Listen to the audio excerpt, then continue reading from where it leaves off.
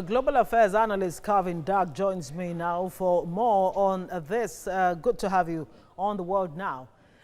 Well, now that the Crown Prince Mohammed bin Salman has been complicated or is said to be complicit in the death of Jamal Khashoggi, what next? What do you expect?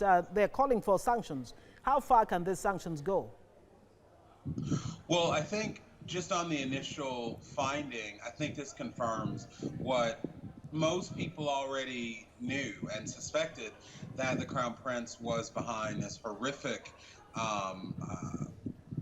murder in a third country, in Turkey, from a Saudi citizen. But I think the next steps are a little bit more unclear, because while there could be sanctions, and there probably will be, at least nominally internationally, the big players, the United States and the Trump administration, particularly President Trump's son-in-law, Jared Kushner, has not given any indication that they're willing to seriously hold the Crown Prince of Saudi Arabia responsible. And it's been said that the trial failed to meet international standards and should be suspended. Do you agree with that?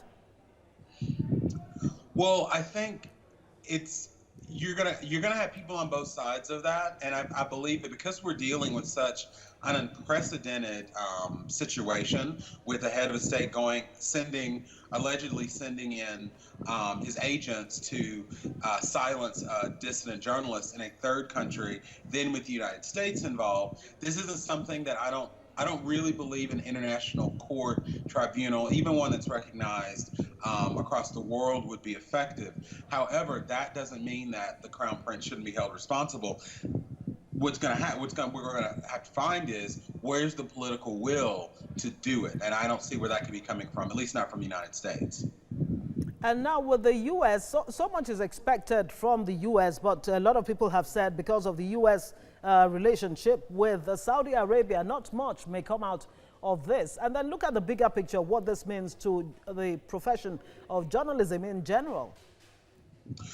Yes, and just to kind of tie everything together, something that I find very unfortunate is that in this country, where we've seen the Republican Party for 99.9% of issues stand with Donald Trump, even when it goes against what most of these same Republicans would have not stood for 3 years ago.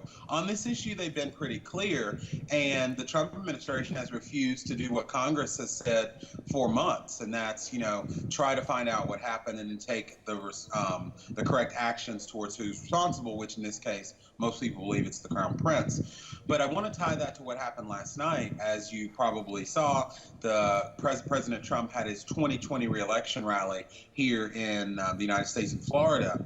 And within 2 minutes, he started attacking the press and calling it fake news. And then, of course, the crowd was chanting fake news. I think they said CNN sucks. That kind of sentiment, combined with what happened to Jamal Khashoggi, shows that it is not a safe place, even in the United States, for journalists. And that's unfortunate. Really unfortunate. Calvin Dark, thank you so much for joining us on The World Now.